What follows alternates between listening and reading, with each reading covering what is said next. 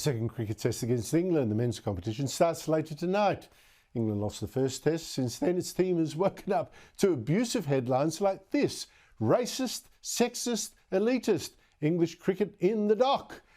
Britain's Independent Commission for Equity in Cricket, now there's an ominous name if I ever heard one, says in its massive report that women are treated like second-class citizens, most cricketers of Indian and Pakistani background suffer racism, and players from private schools rule. Joining me from London is Patrick Christys, the host of the excellent GB News, run by the Australian who used to run Sky News here. Patrick, always great to talk to you. Is English cricket guilty as charged? Because I really see authorities apologising.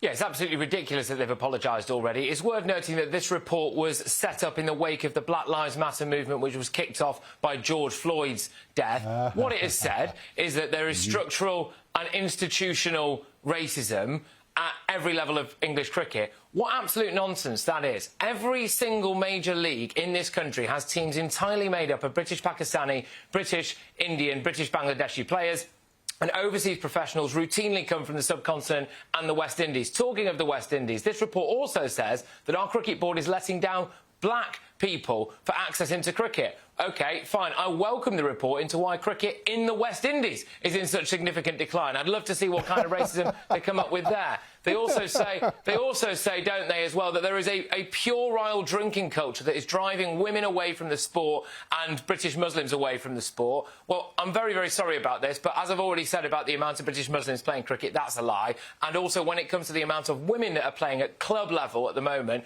cricket clubs are actively recruiting them. Why? Because it increases their membership twofold and the club makes money. One final one on the elitism, Andrew.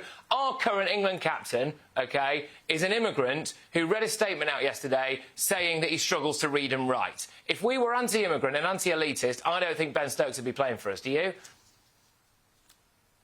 Oh, Patrick, the whole thing just drives me nuts. I mean, it's such the complaint and whinge culture.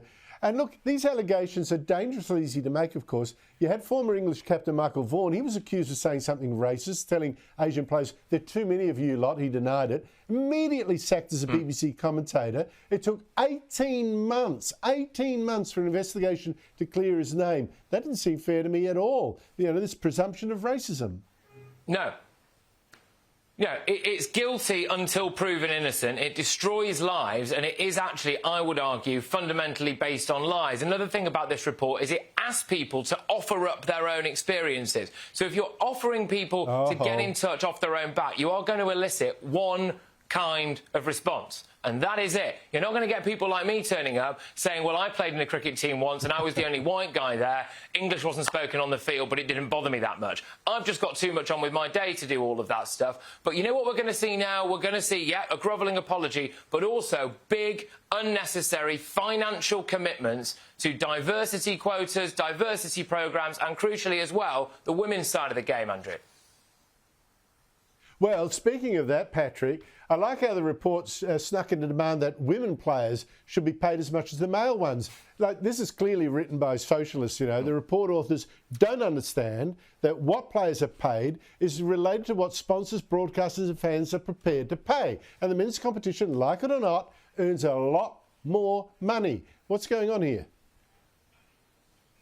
Yeah, absolutely. So the report highlights the fact that the men are paid 13 times more than the women on average, and they are calling for equal pay at the domestic level by 2029 and the international level by 2030. Now, that is a lovely idea, but the reality is that until the women start hitting the ball as far as the men and bowling as quickly as the men, they will not have as good a, stronger, more entertaining product as the men. Until that day happens, unfortunately, there is no real way you can justify paying them the equal amount because, frankly, whilst they might be doing the same job on paper, they are not doing the same job on the pitch. That's absolutely true. Well, look, you know, let them earn the money that they want to be paid. That's the way, you know, capitalism works, and good on us. Otherwise, why? You know, the men will have to be paid less, of course, if they're going to do equal pay stuff. Patrick Christys, always great to catch up with you. Love talking to you. Thank you so much for your time.